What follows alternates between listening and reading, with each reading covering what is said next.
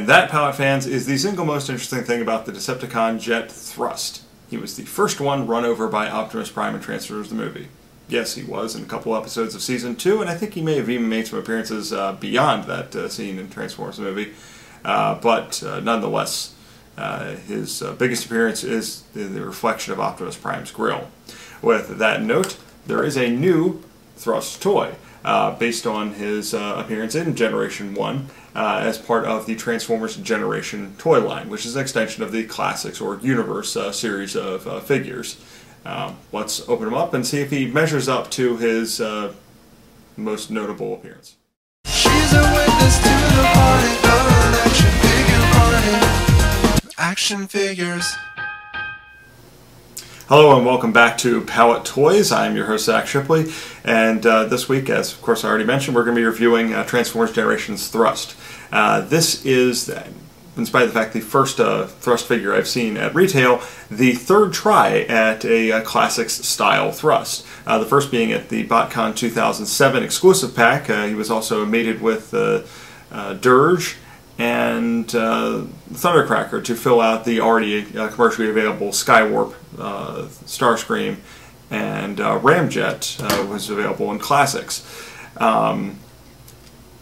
That mold, of course, was a BotCon exclusive, and it was never released to retail. However, Japan had other ideas. Takara Tomy, the rights holder for Transformers in Japan, then released their version of Thrust, which is what this is actually based on. Their version was, of course, much different. The VTOL engines were moved outward.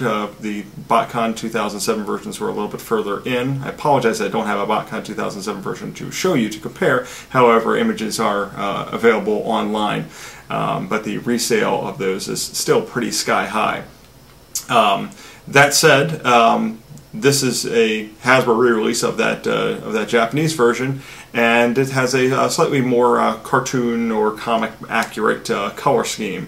One thing I do want to note is that the Classics and Universe Seekers did all have a rub sign, like the classic, literally, like 1984 through 1989 Autobots and Decepticons. So there was no other Decepticon markings on the figure, just that rub sign on the back there. Thrust is not so ambivalent about his faction designation. The Decepticon logo is right there on the vertical takeoff engine. He is a VTOL, vertical takeoff and landing jet.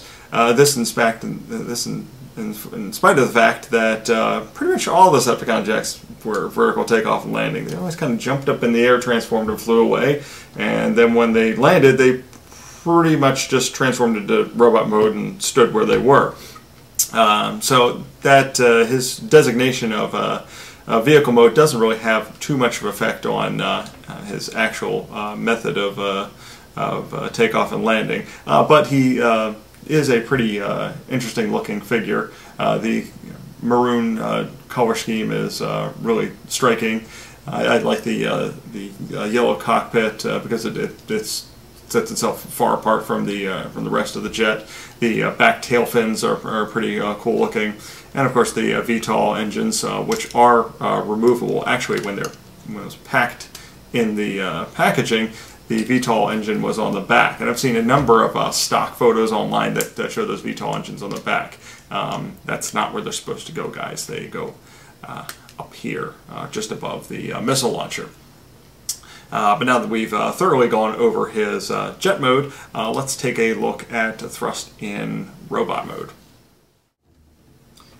And here we have Thrust in robot mode.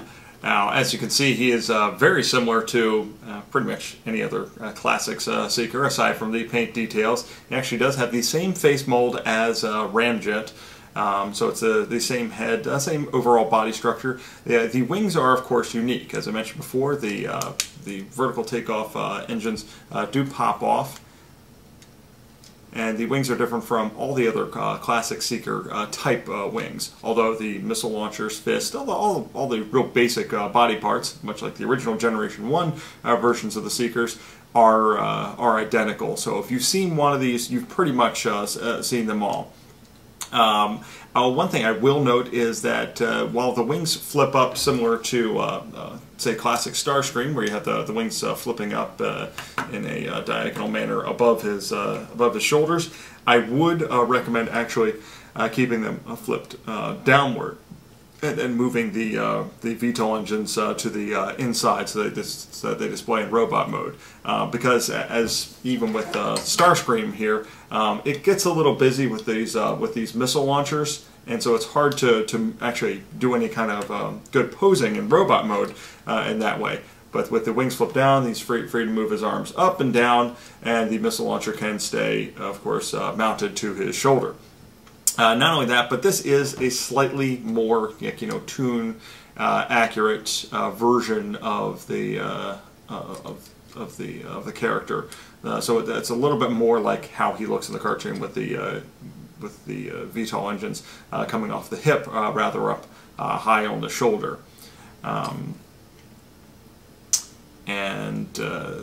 Of course, it's kind of up to you whether or not you want to leave the feet fins facing down to give them stability when standing, or flipping up so it looks a little bit more like the original. Either way, he's really not going to have any trouble standing up at all on any flat surface. He's not top heavy at all, and as I mentioned before, the yellow on his chest is very striking. And it's accented with some gold up on the tops here and on his shoulders. Altogether, he's definitely one of the out of a line that's so easily collectible. One of the best uses of the mold yet. I understand that we are in fact going to be getting a version of the Henkai Gentai Dirge. Which will fill out the conehead versions of the Seekers. But I would say if you don't already have at least even one of these classic Seekers, this wouldn't be a bad one to buy. In fact, I would say more or less as the entire generations line is going to be worth purchasing. But then again, I'm just an original Transformers fan and love to see these characters brought back. Speaking of characters, I did try to read up a little bit on Thrust to find out, more about him. And the tech spec just pretty much says he's a coward and that he always runs from fights. And that seems pretty consistent with that whole getting run over by Optimus Prime as a truck mode.